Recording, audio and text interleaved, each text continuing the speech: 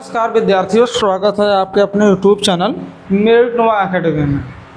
हमारी इस अध्याय की क्लास 1 हो गई है, जिसमें हमने जाना था कि दो चर वाले रैखिक समीकरण क्या होते हैं और उन समीकरणों को पहचानते कैसे हैं, कैसे उन्हें सॉल्व करते हैं, उन्हें सॉल्व करने के कितने तरीके होते हैं। उसमें हमने कुछ क्वेश्चन भी सॉल्व किए थे। देखिए, जब देखिए असर बढ़ता जाता है तो कुछ क्वेश्चन की क्वालिटी भी बढ़ती है। समझ रहे हैं बात को। जैसे देखिए, जब आप स्टेप बाय स्टेप सीढ़ियाँ चढ़ते हैं तो अपने मंजिल के करीब पहुंचते हैं तो आपके पैर में थकावट भी आती है कि नहीं, तो आपको थोड़ा आराम करने का भी मन करता हो। पढ़ाई के मामले में ऐसा नहीं होना चाहिए, आपको लगातार पढ़ते जाना चाहिए, क्योंकि इस रेस में बहुत से लोग हैं आपके साथ। समझ रहे हैं बात को। देखिए, थोड़ा टफ क्वेश्चन है लेकिन मोस्ट इम्पॉर्टेंट है। क्यों? क्योंकि यही सब तो एग्जाम में आएंगे। देखिए, जो सरल क्वेश्चन होते हैं वो सब बच्चे लगभग सॉल्व करते हैं। जो बच्चे इस टाइप के क्वेश्चन सॉल्व करेंगे वही अपना अच्छा रैंक लेके जाएंगे। तो चलिए हम इसको हल करते हैं। देखिए क्या है, जब इस टाइप के आपको क्वेश्चन मिले ना तो पहले आपको कम से कम 2 बार तो अच्छे से पढ़ना चाहिए। 2 बार कम से कम आप अच्छे पढ़िए। जैसे कि पढ़ने का मतलब है आपको पता चलेगा कि सवाल को किस तरीके से सॉल्व करना है।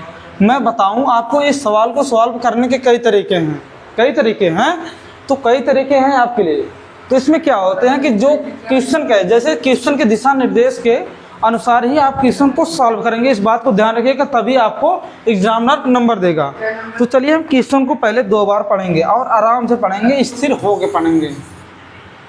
देखिए क्या है लिखा, निम्नलिखित प्रश्न को प्रतिस्थापन विधि से हल कीजिए। मैंने क्या कहा आपको, देखिए क्वेश्चन क्या कह रहा है, निम्नलिखित प्रश्न को प्रतिस्थापन विधि से हल कीजिए। ये देखिए, प्रतिस्थापन ही मोस्ट इंपॉर्टेंट है। समझ रहे हैं बात को। अभी क्या है, इस क्वेश्चन को हम कई तरीके से, जैसे ग्राफीय विधि है, यहाँ पे देखिए ग्राफीय विधि है ना, ग्राफीय रूप में व्यक्त कीजिए। हम दोनों तरीके से इसी क्वेश्चन को सॉल्व करेंगे। क्योंकि मैंने पीछे जब पढ़ा है आपको पार्ट 1 तो उसमें ग्राफीय विधि वाला सॉल्व नहीं करवाया। इसी क्वेश्चन की वजह से मैंने सॉल्व नहीं करवाया, ताकि आपको देखिए 2 कंसेप्ट एक साथ क्लियर कर दूं, जिससे आपको समझने में आसानी हो। तो देखिए अब क्वेश्चन क्या है हमारा। ठीक है, आफ्ताब अपनी पुत्री से कहता है, यानी आफ्ताब कोई व्यक्ति है, इस बात को ध्यान रखिए। आफ्ताब व्यक्ति है, वो क्या कह रहा है अपनी पुत्री से कि 7 वर्ष पूर्व मैं तुमसे 7 गुनी आयु का था। इस बात को ध्यान दीजिए। उम्र, आयु का मतलब समझिए उम्र आपकी आसान भाषा में 7 गुनी आयु का या उम्र का था।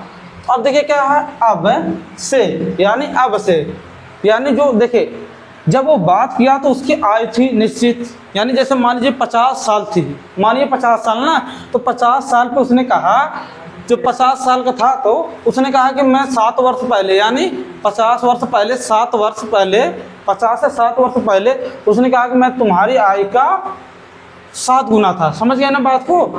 तो उसी तरीके से कहा अब से, यानी उसी दिन यानी उसी उम्र में, कि अब से 3 वर्ष बाद मैं तुमसे केवल 3 गुनी आय का रह जाऊंगा। समझे बात को। उसके बाद देखिए क्या है, इस स्थिति को बीजगणितीय यानी बीजगणितीय एवं ग्राफीय रूप में व्यक्त कीजिए। बहुत आसान है। चलिए अब हम इसको सॉल्व करते हैं। देखिए पहले हम इसको रैखिक समीकरण बनाएंगे, क्योंकि देखिए हमारा पाठ ही तो चला। ऐसे क्वेश्चन की पहचान ये है कि ये रैखिक समीकरण में ही होंगे। देखिए क्या है, पहले देखिए हम क्या मानेंगे, हमें देखिए जो चीज़ें पता नहीं होती तो उसको हम या एक्स वाई के फॉर्मेट में मानते हैं। जैसे देखिए इसमें आय का हमें निश्चित पता नहीं, तो इसलिए हम एक्स और वाई मानेंगे। लेकिन ना हमें पुत्री की आय पता है, ना हमें उसके पिता की। अगर इन दोनों में से किसी की हमें निश्चित आय पता चल जाए तो हम दूसरे की आय एकदम निश्चित निकाल सकते हैं। समझ रहे हैं बात को। भाई देखो कोई, अच्छा ठीक है। चलिए हम सॉल्व करते हैं। देखिए क्या है, पहले देखिए हम माना, यही हमारा पहले स्टेप है। माना आफ्ताब है यार,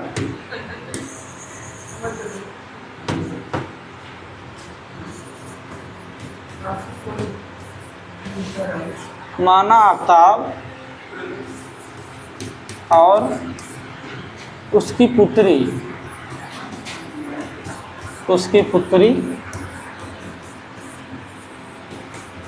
की आयु क्या है, आयु बोलिए या उम्र बोलिए, आयु x और y क्रमशः x और y है। समझ गए। अब देखिए हमें निश्चित आयु पता चल गई कि हमने x और y माना, तो अब देखिए क्या है, हम इसको रैखिक समीकरण के रूप में व्यक्त करना सीखेंगे। बहुत आसान है। तो देखिए क्या कहा, 7 वर्ष पूर्व मैं तुमसे 7 गुनी आयु का था। यानी देखिए क्या, उसकी y में जो x है आफ्ताब की आयु, तो उसमें हम x -7 करेंगे। यानी 7 वर्ष पूर्व ये कितने के बराबर है, कितने के बराबर ये होगा, उसकी पुत्री की आयु का 7 गुना। यानी उसकी पुत्री की आयु उस टाइम कितनी होगी, y-3 हो जाएगा ना। ऐसे सेम है, 7 सॉरी, यहाँ पर होगा 7 इंटू, देखिए क्या 7 यहाँ पे गुणा हो गया, क्योंकि जो आफ्ताब की आयु है x -7 ये कितने के बराबर है, अपनी पुत्री के आयु का 7 गुना। समझ गए ना बात को, वही बात हमने यहाँ पे लिखी है। अब देखिए इसको सॉल्व हम करेंगे कैसे। देखिए पहली बात, रैखिक समीकरण को लिखने के कई तरीके होते हैं। देखिए सबसे बड़ा तरीका ये है कि आपको सभी चीज़ें सजातीय रूप से लिखने, मतलब x y z के फॉर्मेट में लिखते जाना है। तो और जो आपकी देखिए क्या होता है, जो आपका अचर होता है, यानी अचर होता है उसको सबसे लास्ट में लिखते हैं, इस बात को ध्यान रखिएगा। अब देखिए इसको हम सॉल्व करते हैं। x माइनस,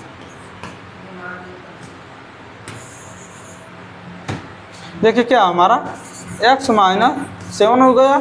अब देखिए 7 का मल्टीप्लाई इसमें करेंगे और इसमें दोनों में, तो 7y हो जाएगा हमारा -49। अब देखिए इसको इधर लाएंगे, इसको भी इधर लाएंगे, इसके बाद हमारा ये रैखिक समीकरण नंबर 1 बन जाएगा, x -7। अब देखिए इधर आएगा 7 -7y। अब ये भी जो 49 है, 49 को भी हम इधर लाएंगे। देखिए इसका चिन्ह क्या है, प्लस, इसका चिन्ह माइनस, तो इधर लाएंगे हमारा हो जाएगा प्लस, यानी 49, तो हमारा हो गया 0। समझ गए ना बात को। अब देखिए क्या है हमारा, ये हो गया x ना, उसके बाद देखिए हम लिखेंगे 7y। हमने आपको बताया इसको लिखने के लिए सजातीय पद में लिखेंगे, तो x -7y हो गया ना। अब देखिए क्या है, अब देखिए हमने कहा लास्ट में क्या लिखेंगे, लास्ट में क्या लिखते हैं, अचर पद। तो अब देखिए क्या, -7 और प्लस 49, तो कितना हो जाएगा हमारा रिजल्ट। देखिए कितना होगा, 49 में से आप 7 घटाएंगे तो कितना होगा, 42, यानी 42, यानी प्लस का 42 होगा। आपका हो गया ये, यानी समीकरण नंबर 1।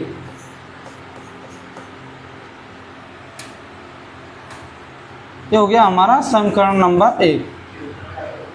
बस समझ गए ना आप बात को, ये हो गया हमारा समीकरण नंबर 1।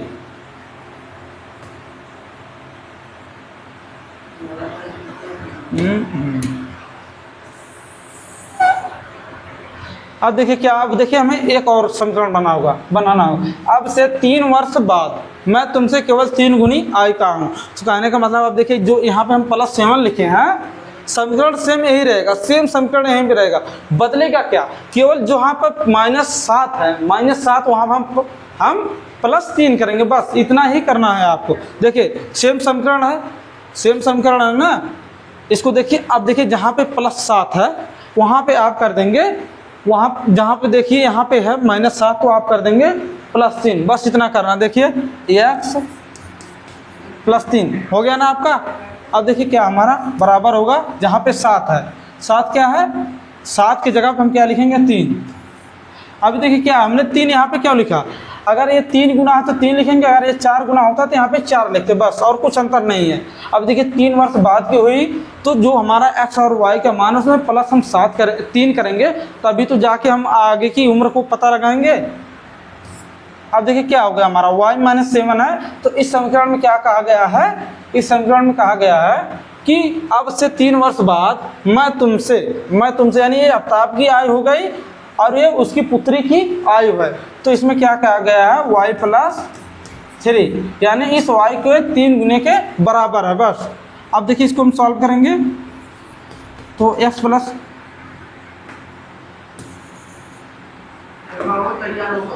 अब देखिए हमारा हो गया x +3।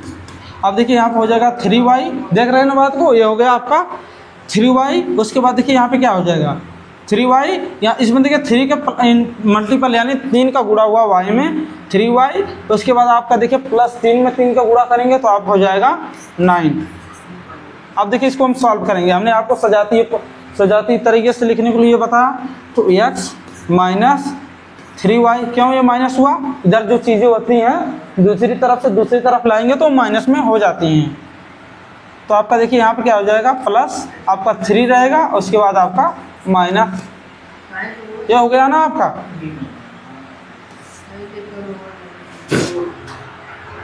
अब देखिए इसको सॉल्व हम करेंगे, x माइनस, ज़्यादा कुछ करना नहीं, बस आपको आराम से एक एक स्टेप करते जाएंगे तो आपका सॉल्व होता जाएगा, इस बात को ध्यान रखिएगा। देखिए क्या है हमारा, x माइनस 3 हो गया, x माइनस 3y, ये तो ठीक है। अब देखिए क्या है, +3 और -9, हम क्या लिख सकते हैं, +3 और -9 को कैसे लिख सकते हैं, इन दोनों को बजाय हम लिखेंगे -6, क्योंकि देखिए क्या है -6 इसलिए लिखेंगे, ये बड़ी संख्या के आगे जो चिन्ह है बस हम वही चिन्ह लिखेंगे। देखिए +3 है, -9 में से अगर आप +3 घटाएंगे तो आपका रिजल्ट क्या आएगा, -6। ये हो गया हमारा समीकरण नंबर 2, हो गया ना। आप देखिए इसके सॉल्व करने का अब अगला स्टेप क्या है,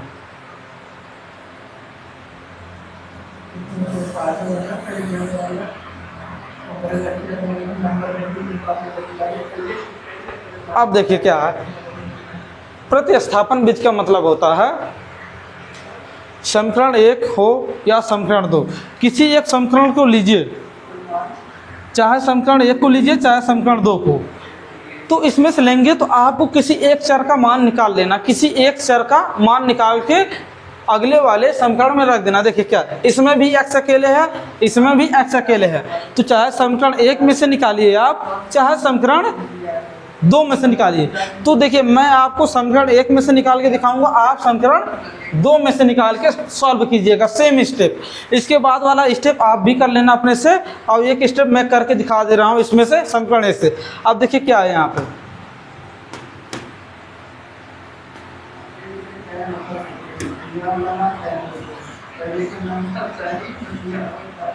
अब देखिए क्या है यहाँ पे, अब देखिए समीकरण 1 से हम किसी एक चर का मान निकालेंगे तो हमारा हो जाएगा समीकरण 3। तो देखिए x इधर रहेगा अकेले, हो गया ना हमारा।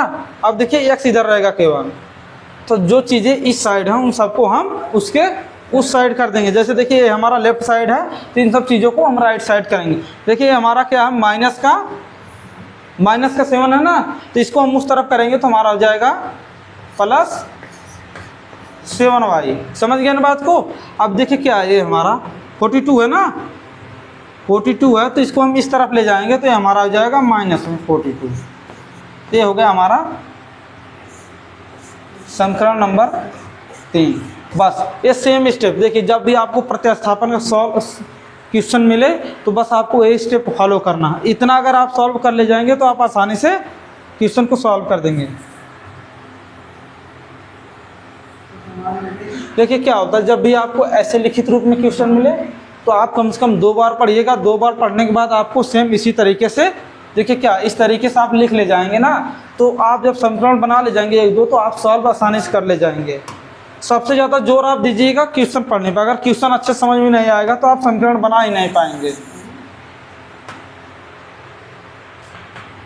अब देखिए क्या है, अगर हमने समीकरण 1 से समीकरण 3 बनाया तो क्या यही वाला मान हम इसमें रखेंगे? नहीं, कभी नहीं रखेंगे।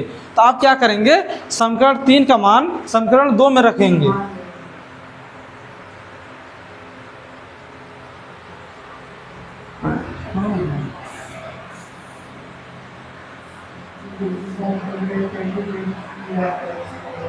तो अब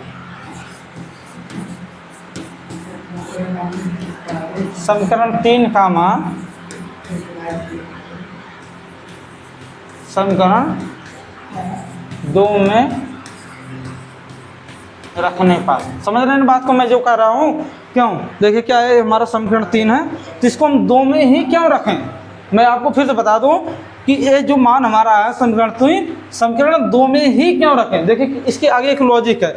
जैसे देखिए अगर आप समीकरण 1 से समीकरण 3 बनाते हैं तो समीकरण 1 में नहीं रखेंगे, इस बात को ध्यान रखिएगा। अगर आप इसमें समीकरण 2 से समीकरण 3 बनाएंगे तो आपका जो मान आएगा वो समीकरण 1 में रखिएगा। जैसे देखिए यहाँ पर मैंने 3 रखा है तो आप लिखिएगा समीकरण 3 का मान समीकरण 1 में रखने पर आपको बस सेम फॉर्मेट आपका बदल जाएगा। तो आप देखिए कैसे इसको हम लगाएंगे। देखिए क्या है, जब इसको हम सॉल्व करेंगे देखिए क्या है, ये x बराबर कितना हमें +7y - 42। तो अब देखिए इसमें क्या है, समीकरण 3 क्या, समीकरण 2 क्या है, जहाँ पे x है सेम, जहाँ पे x है बस वहीं पर हम इसको रख देंगे। तो देखिए क्या है, पहले पे है x तो हम लिखेंगे +7y, उसके बाद देखिए -42 आपका ये हो गया। उसके बाद देखिए अब सेम टू सेम उसी तरीके से हम फॉर्मेट में लिख देंगे। देखिए 3y है आपका -6 है, आपका 0 हो गया, ठीक है ना।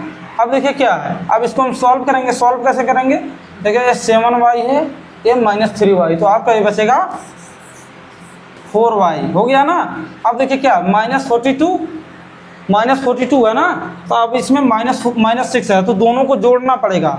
तो जोड़ने के बाद हमारा कितना आएगा 48, यानी 48 हो गया ना। देखिए 42 है 48 होगा, वो भी माइनस का चिन्ह क्यों, क्योंकि दोनों को सामने ही चिन्ह है,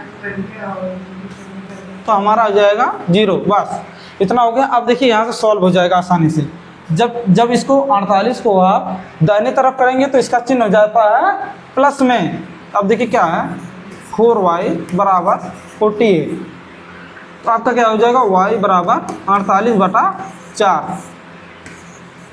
क्या इसको आप काट सकते हैं, बिल्कुल। अब देखिए क्या है, इसको जब आप काटेंगे तो 4 एकम 4, 4 दूना 8, यानी आपका y बराबर कितना आपको मान मिला है,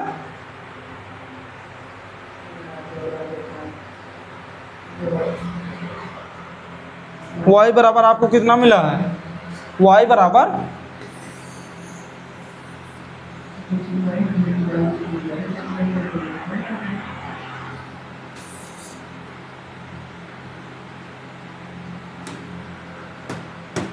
तो y बराबर आपको मिला 12, यानी ये उसकी पुत्री की आयु मिल चुकी है, यानी जो उसकी पुत्री की आयु है वो 12 वर्ष है। अब हमें उसके पिता की आयु को पता करना है, तो उसके लिए हमें x का मान ज्ञात करना पड़ेगा। अब देखिए इसके अगला वाला स्टेप तो और आसान है, इसके आगे वाला स्टेप और आसान है। अब देखिए हमें y का मान मिल गया। देखिए आपको मैं एक चीज़ और बता दूं, ये जो y का मान मिला है या तो समीकरण 2 में रखिए, या समीकरण 3 में रखिए, या समीकरण 1 में रखिए। तीनों में से किसी समीकरण में रखेंगे आपका मान x का मिल जाएगा। मैं आपको हमेशा सजेस्ट करूंगा जो आप तीसरा समीकरण बनाएंगे उसी में y का मान रखिएगा। इससे क्या होगा, देखिए ये आपको x बराबर ही ज्ञात करना है, तो आपको x बराबर +7y - 42 है। तो आप क्या करना है, y की जगह पे बस 12 को रख लीजिए, बस आसानी से आपका सॉल्व हो जाएगा, बस और कुछ नहीं करना। मैं आपको हमेशा सजेस्ट करूंगा जब भी आपको y या x का मान मिल जाए तो आप समीकरण 3 में ही उस मान को रखिएगा। अब चलिए हम इसको आगे सॉल्व करते हैं। अब देखिए क्या है, अब देखिए y का मान y बराबर 4 हमें कितना 12 मिल गया, तो हम किस में रखेंगे, समीकरण 3 में।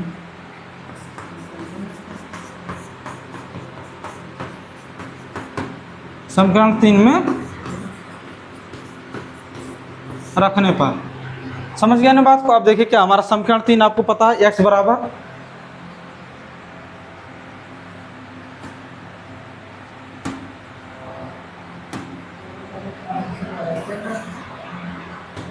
अब देखिए क्या x बराबर, अब देखिए जहाँ पे आपका y है वहाँ पे आप लिखेंगे 12, यानी 12 लिखेंगे। फिर देखिए क्या हो गया 7 × 12 हो गया। अब उसके बाद -42 लिख देंगे। अब इसको सॉल्व हम करेंगे। अब देखिए इसको सॉल्व कैसे करते हैं, 12 सत्ते कितना होगा आपका, 12 सत्ते कितना होगा, 12 सत्ते देखिए अगर आपको उस तरीके से नहीं मल्टीपल आ रहा है तो 7 का गुणा 2 में करेंगे तो कितना आएगा आपका 14। तो आपका केवल हासिल 1 बचा, यानी आपका जो बचा 1 बचा। उसके बाद 7 × 7 करेंगे तो 1 उसमें से जुड़ जाएगा, तो आपका हो जाएगा 8, यानी 12 सत्ते 84 होता है आपका। अब हो गया 42। समझ गए ना बात को। अब इसको आप सॉल्व करेंगे तो क्या आएगा आपका। अब देखिए कैसे इसको सॉल्व करेंगे, इतना तो आप कर ही लेंगे। क्या इसके आपको होमवर्क छोड़ दें इसको, नहीं छोड़ेंगे आप। अब देखिए क्या है इसको, आप देखिए इसमें से जब आप सॉल्व करेंगे तो देखिए 4 में से 2 घटाएंगे तो कितना आपका बचेगा, 4 में से 2 घटाएंगे तो आपका क्या बचेगा 2। उसी तरीके से आप 8 में से 4 घटाएंगे तो आपका बचेगा 4।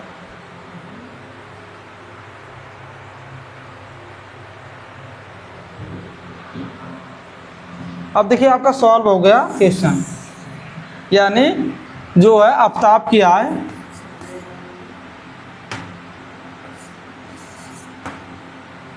आफ्ताब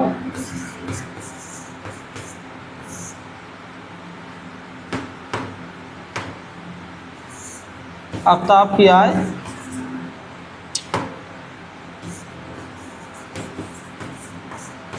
कितनी हो गई 42 ईयर, और उसकी पुत्री की आय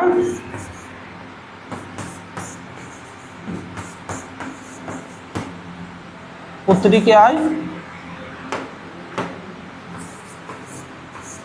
कितनी हो जाएगी 12 वर्ष। बस ये आपका देखिए सॉल्व हो गया क्वेश्चन। बस इसी तरीके से आपको करना है, कुछ ज़्यादा बड़ा तो लग नहीं रहा होगा ना। अगर एक क्वेश्चन देखिए क्या होता है, ऐसे क्वेश्चन जो आते हैं ना आपको पूरे 5 नंबर दिलवा के ही जाएंगे।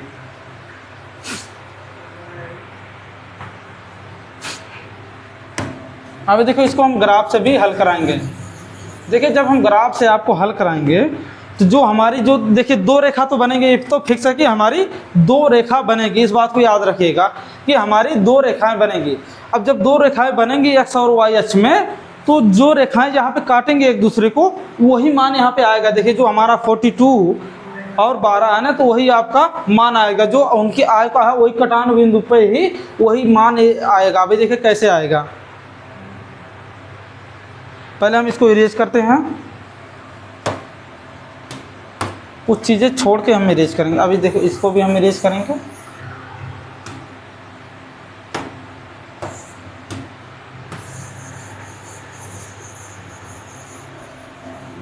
यस सर, वॉच करो,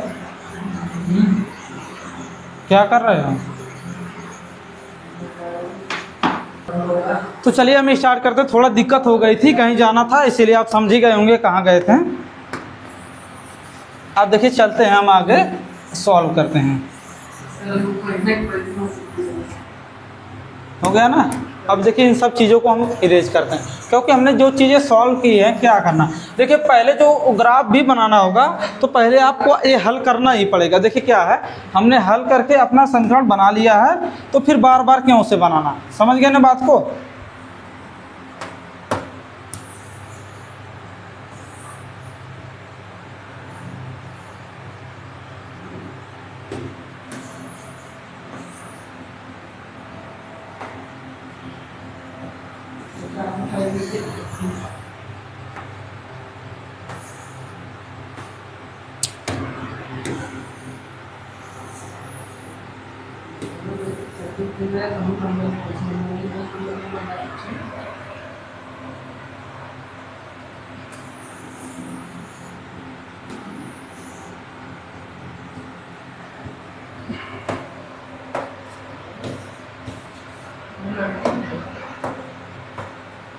अब देखिए क्या करेंगे, जैसे देखिए मैं आपको एक आसान तरीका बताता हूँ ग्राफ कैसे बनाना।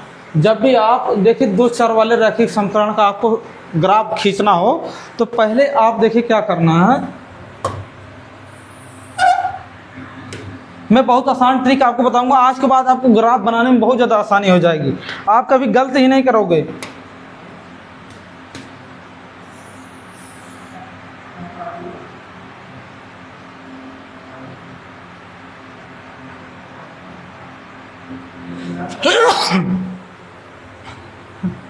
अभी देखिए क्या है,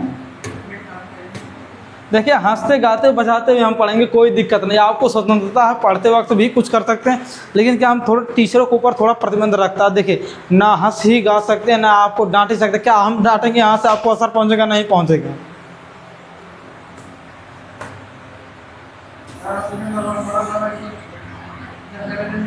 अब देखिए क्या बहुत आसान ट्रिक मैं आपको बताऊं, ये समझिए ट्रिक है, जबरदस्त ट्रिक आपके बोर्ड में काम आएगी। देखिए जब भी आपको इसका ग्राफ बनाना, देखिए पहले आपको दो रैखिक समीकरण देगा, अगर उसका ग्राफ खींचना है तो आपको घबराना नहीं, पहले आप एक का खींचिए फिर दूसरे का खींचिए, आपको पूरी छूट है। आप देखिए क्या करेंगे, पहले देखिए हम क्या करेंगे, एक्स बराबर, रुके कलर चेंज करके करके लिखेंगे जिससे सूरती और खूबसूरती दोनों बरकरार रहें।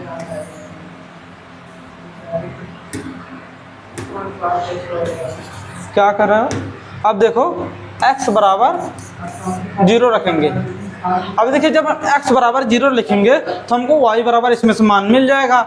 अब देखिए क्या इसको सॉल्व करेंगे, यहाँ पे देखिए 0 हो गया, उसके बाद देखिए आपका 7y + 42 आपका इक्वल टू 0 हो गया ना। उसके बाद देखिए आपका क्या होगा, इसके बाद देखिए यहाँ पे 42 आपका राइट साइड जाएगा तो -7y।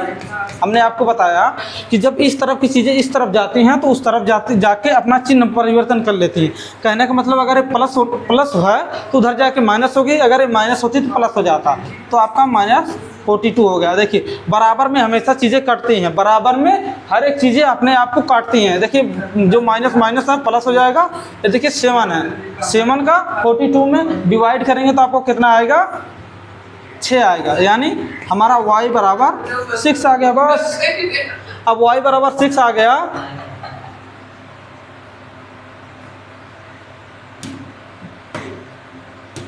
y बराबर 6 तो यानी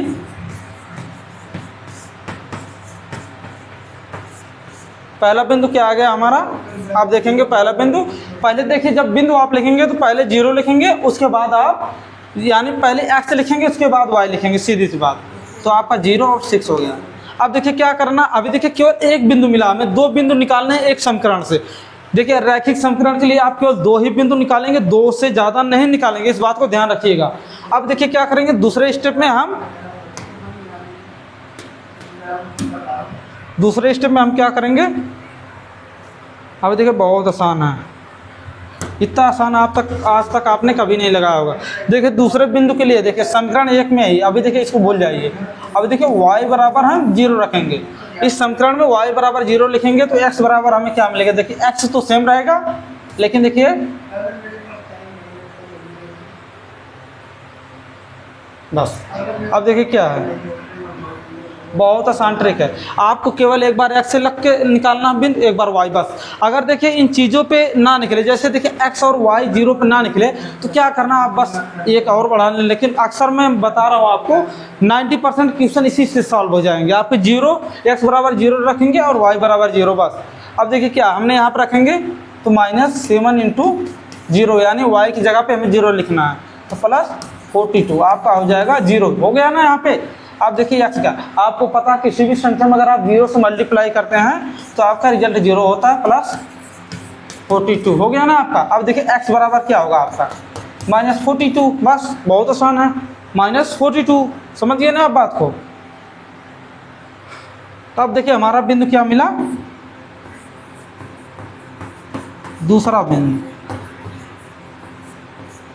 दूसरा बिंदु आपका क्या मिला, देखिए इसमें पहले हम x लिखेंगे उसके बाद y लिखेंगे, तो x हमें क्या मिला है, -42, इस बात को ध्यान रखिए। उसके बाद y बराबर 0 है, बस।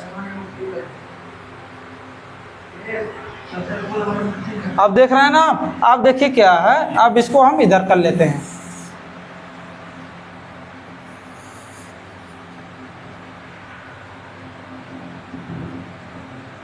अब इसको भी थोड़ा छोटा कर ले यार, यहाँ पे भी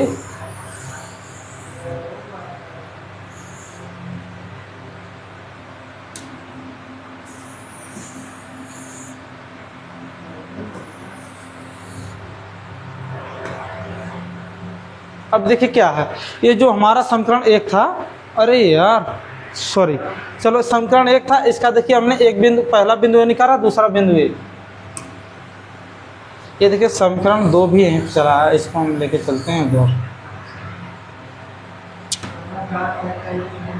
इसको हम लिख देते हैं और इसको इरेज करेंगे, सीधी सी बात। अब देखिए समीकरण 2 में हमें मान निकालना है, x - 3y और उसके बाद हम -6 = 0।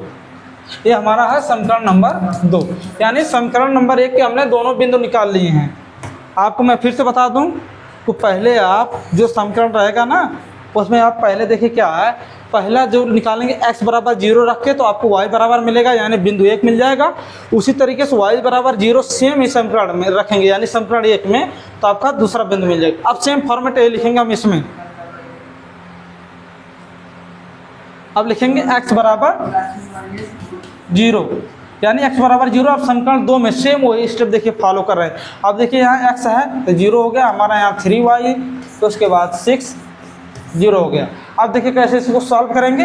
हमने कहा आपको हर एक चीज़ें जैसे देखिए क्या y का मान आपको निकालना है तो 6 को हमें उधर करना ही पड़ेगा, तो -3y आपका देखिए उधर जाएगा तो प्लस हो जाएगा। हो गया ना, हो गया कि नहीं, देखिए हो गया कि नहीं, देखिए हो गया ना। अब देखिए y बराबर आपका क्या हो जाएगा, देखिए माइनस भी, देखिए जो जिस चीज़ का हमें मान निकालना होता है वो हमेशा प्लस में रहती है, यानी यहाँ से माइनस हम हटाएंगे तो उधर प्लस हो जाएगा। समझ रहे हैं बात को, इधर से माइनस हटाएंगे तो इधर भी माइनस का गुणा करेंगे, इधर भी माइनस का गुणा करेंगे, यानी दोनों तरफ माइनस का गुणा करेंगे तो क्या हो जाए। देखिए आपकी जैसे देखिए 2 ग्रुप है आपके पास, अगर आप किसी एक ग्रुप को 1 रुपये देंगे तो दूसरे वाले ग्रुप को भी 1 रुपये देना होगा। समझ गए ना, बस वही बात है। तो हमने दोनों पक्ष में माइनस का मल्टीप्लाई किया तो यहाँ पर देखिए प्लस हो जाएगा आपका, इस साइड -6/3। आप समझिए, आप चाहे इस समझिए -3 को हम इस तरफ ले गए, चाहे इस तरफ समझिए। अब देखिए क्या हो गया, आपका क्या होगा 3 दूनी 6 -2। फिर से आप देखिए हमने कहा सेम प्रोसेस, देखिए यहाँ पे x बराबर 0 लिया, इस समीकरण के लिए भी हमने x बराबर 0 लिया, बस सीधी सी बात। तो आपका क्या हो जाएगा, पहला बिंदु क्या मिला आपको,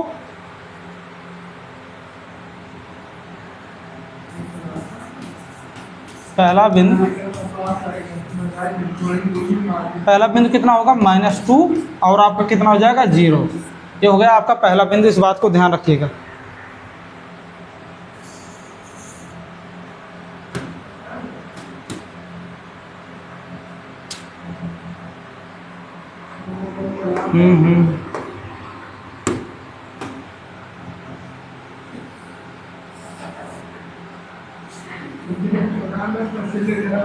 ये हो गया हमारा पहला बिंदु। अब देखिए दूसरा बिंदु निकालने के लिए हम y बराबर 0 रख देंगे, बस सेम प्रोसेस, कुछ नहीं बदलना है आपको, कुछ नहीं बदलना है। अब y बराबर 0 रखेंगे इसमें समीकरण 2 में तो क्या होगा, देखिए x तो सेम रहेगा आपका, लेकिन बदलेगा कौन सा चीज़, y बराबर 0 हो तो 3 × 0 हो गया आपका। उसके बाद क्या करेंगे आप, -6 है आपका =0, बस सीधी सी बात है। तो अब देखिए क्या है आपका, यहाँ पे देखिए कैसे इसको सॉल्व करेंगे। अब देखिए क्या है, x बराबर आप लिखेंगे यहाँ पे 0 हो जाएगा, क्योंकि आपको पता ही है कि किसी भी चीज़ में अगर आप 0 को मल्टीप्लाई करेंगे तो वो 0 हो जाती है। तो आप देखिए इधर -6 है तो इधर जाएगा +6 हो गया, यानी x बराबर आपका 6 आ गया। इस बात को ध्यान रखिएगा, x बराबर 6 आ गया ना। अब देखिए क्या, एक बार और देखिए इसको ध्यान से, x बराबर 0 लिया हमने, a हो गया। उसके बाद देखिए क्या, x बराबर 0 रखने पे हमने जहाँ x है सिर्फ वहीं 0 रखा, देखिए 0 यहाँ पे हो गया, -3y सेम है, -6 हो गया आपका =0 हो गया, सेम टू सेम हो गया। उसके बाद देखिए हमने इसको सॉल्व किया, -3y बराबर प्लस का 6 क्यों हो गया, जब इसको हमने इधर ले गए तो ये हो गया प्लस। अब y बराबर -2 हो गया हमारा। समझ गए बात को। अब देखिए हम इसको सॉल्व करते हैं, कैसे सॉल्व करेंगे। अब देखिए क्या हो गया, ये हमारा हो गया पहला बिंदु, ये हमारा हो गया दूसरा बिंदु। कैसे,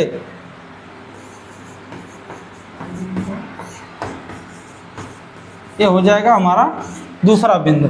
अब हो गया दूसरा बिंदु क्या होगा हमारा। अब देखिए क्या है, हमने y बराबर 0 लिया तो x बराबर कितना मिला, 6, यानी 6.0 हमारा ये हो गया दूसरा बिंदु। अब देखिए ग्राफ खींचना बहुत आसान है, ग्राफ खींचने के लिए आपको ज़्यादा मेहनत करनी ही नहीं है।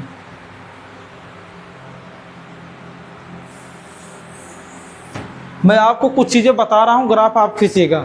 क्यों मैं बता रहा हूँ, देखिए क्वेश्चन तो मैंने पूरे सॉल्व कर दिए, बस आपको लाइनें खींचनी है।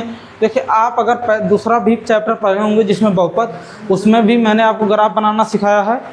इसमें भी आप पहले पढ़ रहे हैं तो इसके शुरुआत में भी मैंने आपको कुछ ग्राफ की चीज़ें बताई।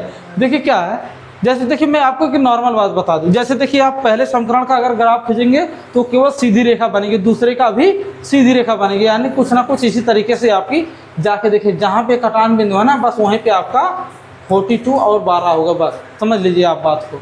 अब देखिए जब आप ग्राफ खींचेंगे तो आपका आसानी से बन जाएगा, इस बात को ध्यान रखिएगा। समझ गए ना बात को। अब चलिए चलते हैं हम अगले क्वेश्चन पे। अब अगला क्वेश्चन क्या है हमारा, एक दुकान में 2 पेंसिल और 3 रबड़ों का मूल्य 9 है, 9 है ना, और 4 पेंसिल और 6 रबड़ों का मूल्य 18 है। तो प्रत्येक पेंसिल और प्रत्येक रबड़ का मूल्य ज्ञात कीजिए। तो इसमें कहा गया प्रत्येक रबड़ और पेंसिल का मूल्य ज्ञात करना, यानी हमें किस चीज़ का मान ज्ञात करना, एक्स और देखिए पेंसिल और रबड़ का। तो किसको हम एक्स वाई मानेंगे, यानी पेंसिल को हम एक्स मानेंगे, रबड़ को हम वाई मानेंगे, यानी माना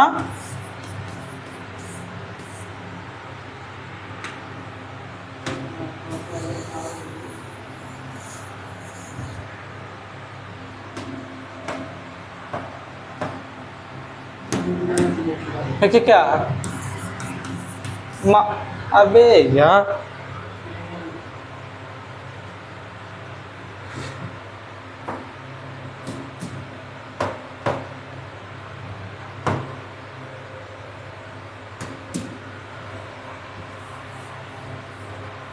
अब देखिए क्या है, अब लिखेंगे हम माना रबड़ पेंसिल और रबड़ का मूल्य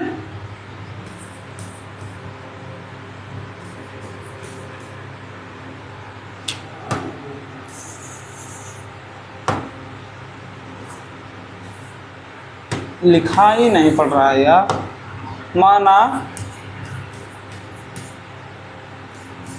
पेंसिल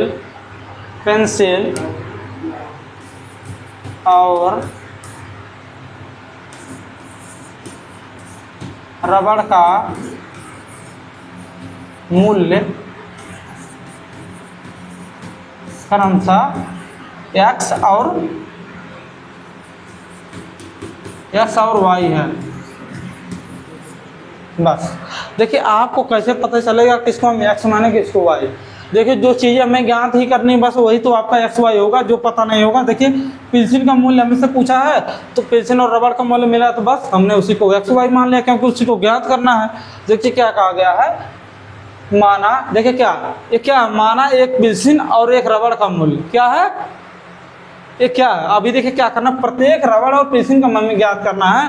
तो हम मानेंगे कि जो हमारा पेंसिल और रबड़ का मूल्य है वो एक्स और वाई है, सीधी बात। तो अब देखिए क्या है, एक दुकान में 2 पेंसिल और 3 रबड़ का मूल्य, यानी हमें पेंसिल का मूल्य नहीं पता लेकिन हमने क्रमशः माना है, यानी 2x पेंसिल जहाँ पे होगी 2x लिखेंगे प्लस 3y आपका कितना है 9।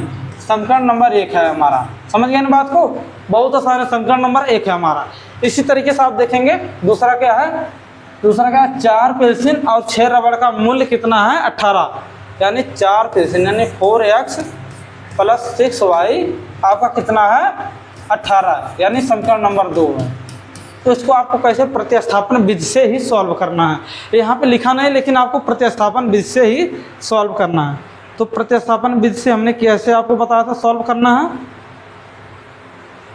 किसी एक समीकरण से आपको x और y का मान निकालना, किसी एक समीकरण से आपको x और y का मान निकालना। तो चलिए देखिए दोनों में से कोई नहीं अकेले है तो हम देखिए किसी में से भी निकाल सकते हैं। देखिए हम निकालते हैं दूसरे में से आपको हम x का मान निकालते हैं। देखिए क्या है, अब देखिए 4x इक्वल टू आपका कितना होगा, ये देखिए उधर जाएगा दाहिने तरफ जाएगा तो आपका -6y और प्लस 18 रहेगा आपका।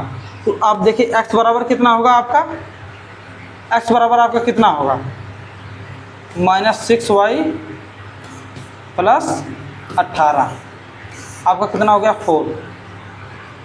यहाँ पे देखिए 4 नीचे जाएगा, आपको पता मैंने आपको कई कक्षाओं में बताया है जब दो चीज़ें गुणे में होती है। देखिए 4x दोनों गुणा है, अगर हम उसको दाहिने तरफ ले जाएंगे तो दाहिने तरफ ले जाते समय कुछ बातें ध्यान देनी रहती है। जैसे देखिए जितनी चीज़ें उस तरफ होंगी दाहिने तरफ उन सभी के नीचे ही वो चीज़ें आएंगी चाहे जितनी बड़ी। देखिए हमने क्या लिखा 6y प्लस 18 लिखा है ना, तो आपका क्या होगा, सभी के बटे के नीचे हमने क्या लिखा, 4 लिखा, इसीलिए लिखा हमने केवल 4, जैसे देखिए 6y के नीचे केवल नहीं लिखा, इस बात को ध्यान रखिएगा। अब देखिए क्या है, क्या आपको लग रहा है कि नहीं कि दो जो 4 है आपका, एक 4 है जो आपका, क्या इन सब में किसी को काट रहा है या इन दोनों में से कोई चीज़ कॉमन है? तो बहुत आसान समझना, इन दोनों में क्या कॉमन है, देखिए 2 इसमें से भी कॉमन होगा, 2 इसमें से, यानी आपका क्या हो जाएगा -3y हो जाएगा आपका, +9 हो गया ना आपका, यहाँ पे 4 हो जाएगा। अब देखिए क्या हो गया, 2 2 जा 4 होता है आपका, तो यानी x बराबर आपको कितना मिला है, माइनस, इसको हटाइए, तो x बराबर आपका कितना बचेगा, -3y + 9/2, बस आपका ये होगा समीकरण नंबर 3। तो हमने आपको बताया जिस समीकरण से हम समीकरण 3 नंबर, जैसे समीकरण 3 बनाएंगे उसका हम मान उसके अगले वाले समीकरण में लिखेंगे। जैसे देखिए हमने समीकरण नंबर 2 से समीकरण 3 बनाया, तो अब हम समीकरण 3 का मान समीकरण 1 में रखेंगे, सीधी सी बात है। अब देखिए क्या, अब ये आप तो यही असली खेला शुरू होगा। जैसे आप क्वेश्चन को सॉल्व करते हैं तो आप लिखेंगे समीकरण 3 का मान समीकरण 1 में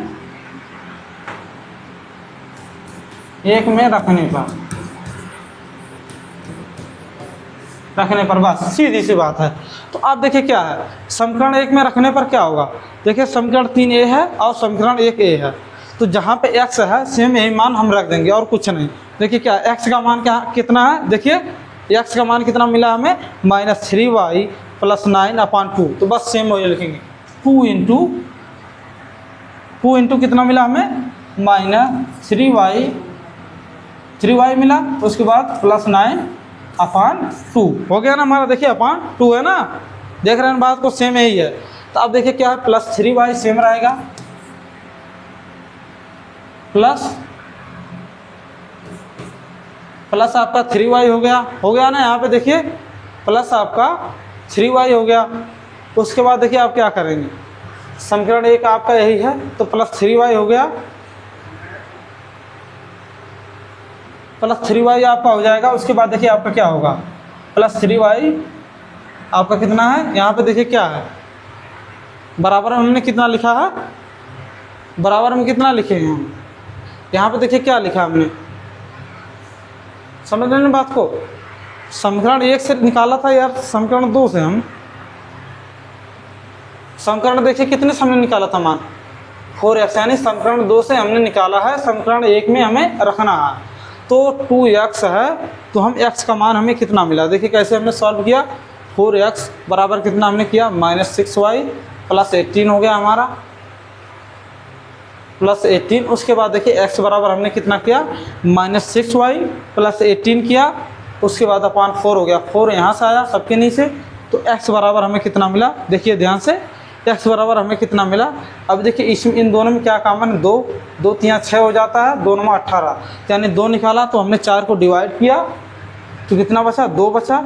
अब देखिए यहाँ पे x बराबर -3y + 9 हो गया हमारा। अब देखिए ध्यान से, अब देखिए हमारा ये हो गया समीकरण 3, तो समीकरण 3 का मान समीकरण 1 में रखने पर अब देखिए क्या हमारा, अब देखिए क्या है, आप देख रहे हैं ना, देखिए क्या हमारा, +3y = 9